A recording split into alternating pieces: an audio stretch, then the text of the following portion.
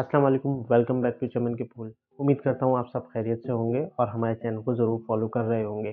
तो अगर आप हमारे चैनल को फॉलो कर रहे हैं तो आप लाज़मी जानते होंगे कि हमने बहुत ही अच्छा सा एक टॉपिक स्टार्ट किया हुआ है जिसके अंदर हम बात कर रहे हैं मैनर्स के हवाले से। आज की वीडियो में हम डिस्कस करने वाले हैं उन टिप्स के हवाले से जो कि बच्चों को मैनर्स सिखाने के लिए बहुत ज़्यादा इम्पोर्टेंट हैं और बहुत ज़्यादा कारआमद साबित होती हैं। इन टिप्स के ऊपर अगर जो है वो अमल किया जाए तो बच्चों को सिखाना, अच्छा इंसान बनाना, उनको डेली लाइफ मैनर्स को सिखाना जो है वो आसान हो जाता है। इसके अंदर सबसे पहली टिप जो आती है वो ये है, बच्चों को मैनर्स को अच्छी तरह से समझाया जाए, किसी भी ख़ास मैनर के हवाले से अच्छी तरह से इंस्ट्रक्शन दी जाएँ और फिर उससे वो चीज़ एक्सपेक्ट की जाए।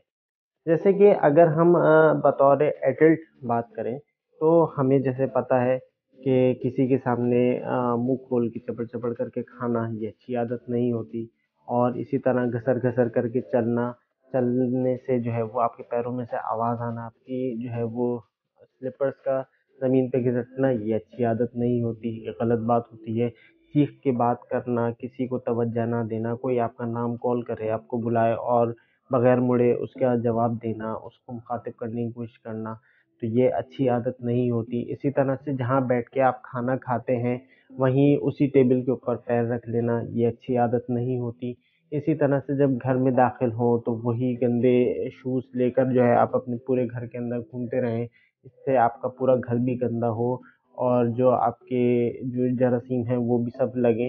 इसी तरह सॉक्स का ना उतारना, सॉक्स पहन के बैठे रहना, उसकी डोर का आना, ये तमाम तर वो मैनर्स हैं जो कि बेसिक हैं, जो कि हम सब जानते हैं, हमारे वालिदैन ने हमें सिखाया है और ये बेसिक मैनर्स हैं जो कि हर शख्स को सिखाए जाते हैं, चाहे वो दुनिया के किसी भी हिस्से के अंदर हो, किसी भी फैमिली के अंदर पैदा हुआ हो। एक छोटा बच्चा जिसको हम समझ लें कि हम 2 से 3 साल, 4 साल जिसकी एज मुंतखब कर लेते हैं, इस उम्र का एक बच्चा जो है वो इन मैनर्स को किस तरह से पहचानेगा? उसे कैसे पता चलेगा ये सारी चीज़ें गलत हैं, सही हैं?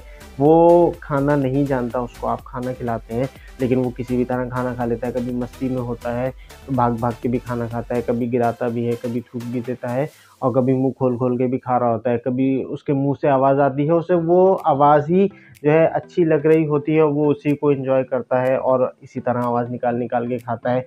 कभी अपना पानी जो है वो गिरा देता है, उसको थूकता है और वो उसी को एन्जॉय कर रहा होता है। कभी जहाँ जो है बैठे होते हैं वहीं लेट जाता है, वहीं बैठे-बैठे खाना भी खाता है। मतलब वो कुछ भी कर सकता है, वो छोटा बच्चा है, उसको अभी अक्ल नहीं है, उसको मैनर्स नहीं है। अगर हम आसान अल्फाज में बात करें तो उसको मैनर्स नहीं है, उसको कोई भी सिखाए, कोई आवाज़ दे तो वो नहीं सुनता, वो समझता है मुझे पकड़ने आ रहे हैं, वो भागने की कोशिश करता है।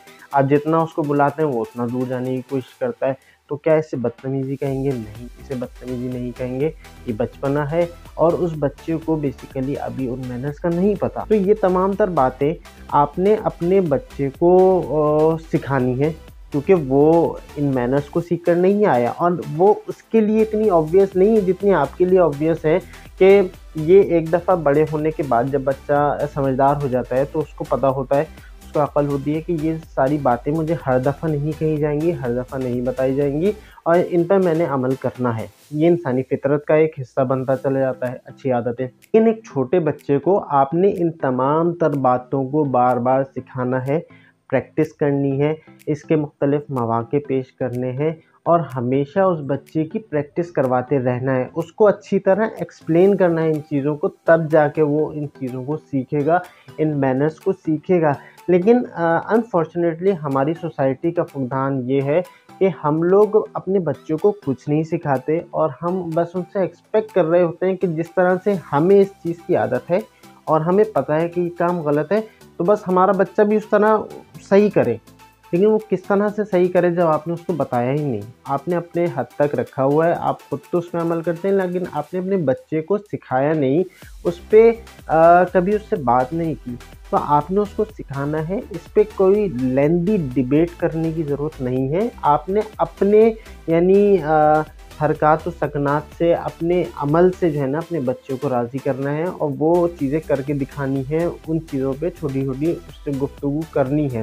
तो आपका बच्चा भले उस चीज़ को उस वक़्त पसंद करे, ना करे, ये जो है वो मायने नहीं रखता, क्योंकि बच्चों का मूड कभी होता है वो फ़ौरन बात मान लेते हैं, कभी मूड नहीं होता तो वो कभी थोड़ी-सी ज़िद में भी आ जाते हैं। तो इस चीज़ पे आपने उनको डाँट-डपट नहीं करनी, मारना नहीं है, बल्कि आपने अपनी चीज़ को वक़्तन-फ़वक़्तन जो है वो सिखाते रहना है, बताते रहना है, समझाते रहना है।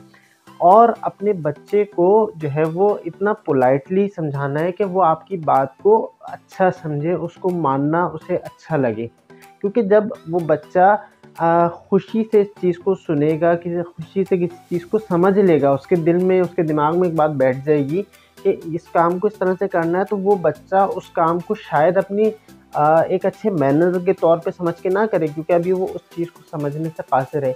लेकिन हाँ, वो उस चीज़ को एन्जॉय ज़रूर करेगा कि मुझे ये चीज़ सिखाई गई है और मैं वैसे कर रहा हूँ, तो ये चीज़ एन्जॉय करेगा और उस पे आप शाबाशी देंगे तो वो खुश होगा और उस चीज़ को एन्जॉय करते हुए करेगा, और आहिस्ता-आहिस्ता जब बड़े होने के साथ-साथ उसका ये आदत पुख्तगी में बदल जाएगी और ये आदत उसका एक कलेक्टिव मैनर की फ़ॉर्म में जो है वो शक्ल इख्तियार कर लेगा।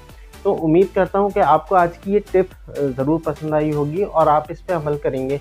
प्लीज़ इस चीज़ के ऊपर ज़रूर तवज्जो दिया कीजिए कि हम अपने छोटे बच्चों को चीज़ें सिखाएँ। हम वो चीज़ें जो कि खुद अपने लिए हमारी ज़िंदगी में ऑब्वियस हैं, हम अपने बच्चों के लिए भी उसको ऑब्वियस समझ रहे होते हैं, लेकिन इतना ऑब्वियस ना समझें कि उसको सिखाना ही भूल जाएँ और जस्ट उससे किसी भी वक़्त वो चीज़ को एक्सपेक्ट करें। ऐसा नहीं होगा, आपने ज़रूर उसको सिखाना होगा।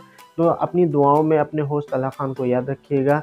इन वीडियोज़ को, छोटी-छोटी वीडियोज़ को ज़रूर देखें, इसमें लाज़मी आपको कुछ ना कुछ सीखने को ज़रूर मिलेगा, और कमेंट सेक्शन में अपनी राय से ज़रूर इन्फॉर्म किया कीजिए कि किन टॉपिक्स पे मज़ीद बात की जाए। अपनी दुआओं में याद रखा कीजिए।